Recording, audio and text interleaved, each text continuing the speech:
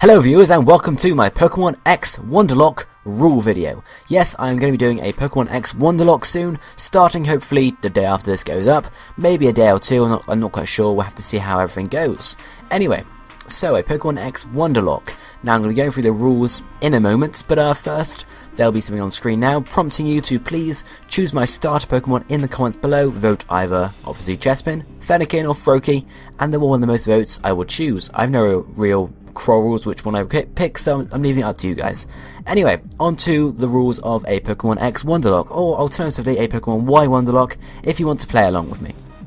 So the main rules, I divided these rules into 3 sections. The main rules we have: rule number 1, when a Pokémon faints it's classed as a death. This is a basic Nuzlocke rule, everyone knows about Nuzlocks by now I assume, so that's what happens. If, for example, my starter faints, I then have to put it in the PC or release it. I'm going to probably put it in my PC and then eventually Wonder Trade my members off at the end. We'll have to see, really. Number 2, you can only catch the first Pokemon you encounter in any area. So I leave Santa Luna City, go on to Route 4, and I catch, or I run into a Flabébé, and I have to catch it. If I catch it, I can sort of keep it, we'll find out in a second. If I don't catch it, I can't catch any more Pokemon on that route. If I kill it, can't catch any more, etc. That's how it works. Again, it's a normal Nuzlocke rule. Rule number 3 is any Pokemon that you catch must be Wonder Traded away immediately. That's if it's possible.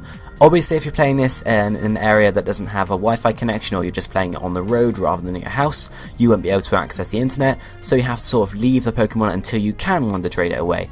Or you just might have some problems finding a partner or something like that. You know what I mean there, guys. But yeah, any Pokemon you catch must be Wonder Traded away immediately. So, you go to your first route, you catch a Bunnelby. You don't have to go on the internet and Wonder Trade that Bunnelby straight away. Nothing, you can't look at it, you can't take items from it, you just got to do it straight away, and that's how it works. And those are the main rules, and now we'll go on to some sort of optional or, guidelines, as I call them. Optional rules or guidelines. So, the first of these rules is you may keep your starter Pokemon, and that's what I'm going to be doing. I'm going to be going along with all these optional rules because I see them as ways to sort of enhance this Wonderlocke experience, or, just what I feel is best for me. So the rule number 1 is you may keep your starter Pokemon. If you're not doing this option, as soon as you get your starter Pokemon, you have to again click Wonder Trade and get rid of it. The reason I'm not doing that, and I'm keeping my starter Pokemon, is just so you've always got a Pokemon that's sort of the right level. If because Wonder Trade can at times give you Pokemon that are different levels. So you could get your level 5 Fennekin or Chespin or Froakie, and you could Wonder Trade it away and get level 100 Yveltal, and that would be a bit of a screw over because it wouldn't obey you, etc. So that's why I'm keeping my starter Pokemon, and in my opinion you should, but some people will want to trade it away, but that's just what I feel. Then rule number 2 for the optional rules or guidelines is you cannot use Pokémon Amie at any point in the challenge. In my opinion, Pokémon Amie can make the game very easy for you, easier than it is anyway, and eventually in the game it does get quite easy, especially if you get the boosted experience from Pokémon Amie, the extra critical hit ratio, and the chance to avoid attacks, etc. So I won't be using Pokémon Amie at any point in my game because it makes it far too easy. So this also means you won't be able to obtain Sylveon, but then again, that's just, a way to go, because then if you did attain a Sylveon, you would get boosted experience, and that would get quite easy for you. The third optional rule or guideline is you cannot use super training at any point in the challenge.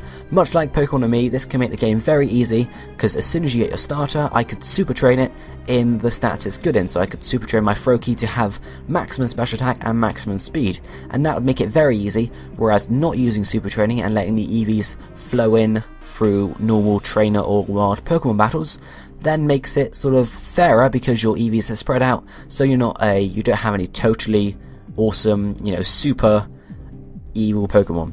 Although we are using Wonder Trade here, so we could get some EV trained Pokemon in, but that'd just be the luck of the draw. And the fourth optional rule or guideline is that you must give each Pokemon a unique nickname before Wonder Trading it away. This is just in the very unlikely chance that, for example, one of your viewers or etc. Are playing the game at the same time as you and decide to have a Wonder Trade and end up with one of your Pokemon. And if they get it, obviously you want to know it's sort of them, so they can say in the comments, oh, it's my Pokemon. So this rule only really applies to people that are LPing it on YouTube, but again, it's still a nice thing to do, so I'm going to be giving each of my Pokemon a very unique nickname before I give it away, just in case people are watching and accidentally or by chance get my Pokemon. And the fifth and final optional rule guideline, and this is one I really hope you guys take to heart and actually do, is about the experience share. And the actual rule is you may not use or have the experience share turned on when you are battling trainers or gyms or anything like that, because it will make the game too easy for you. You will level up your team at the same time, you will spend less time with each team member, and you could even use one team member for the majority of the time, and it would make the game, whereas Nuzlockes are supposed to be sort of bonding with these Pokemon you get, so experience share will make that, you won't do that quite as much. But you can, however, have it turned on when you are grinding, so if off-screen grinding, this is not, well, off-screen or, record it, etc.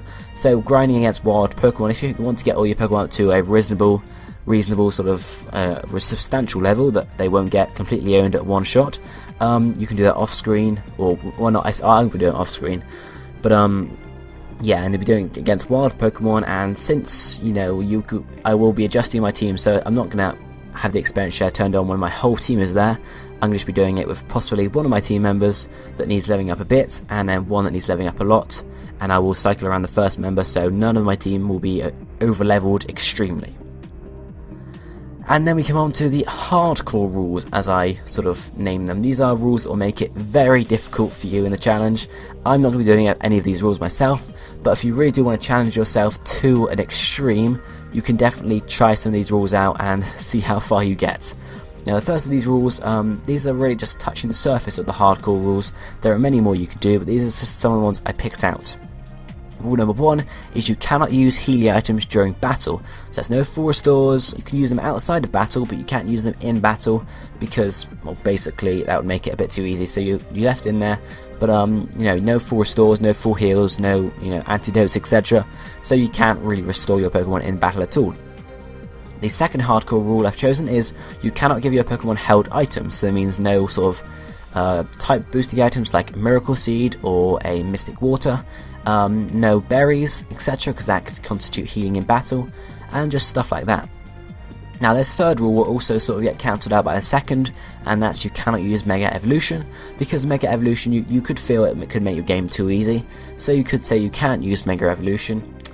I'm not going to be doing that, because I feel if I get a Pokemon that can Mega Evolve through Wonder Trade, I'm going to be quite happy the luck has brought me that, and even if I can get the Stone in game as well, or before the end game, that's going to be pretty cool too. So yeah, you can't use Mega Evolution is another hardcore rule. It's not one I'm going to be using, but it's definitely one you could try out. And the fourth hardcore rule I've chosen, there are many more you could choose, but this one is you must limit the amount of times you can use each Pokemon Center. Now, I know PD Winnow did this with his Platinum Nuzlocke a few months back. I don't know exactly what his number of times he could use each Pokemon Center was, but it possibly, might say, okay, I'm only going to use each Pokemon Center twice or 3 times. This is a very, challenging rule. It means you have to manage your Pokemon's health using potions, and also PP is going to be a real struggle here.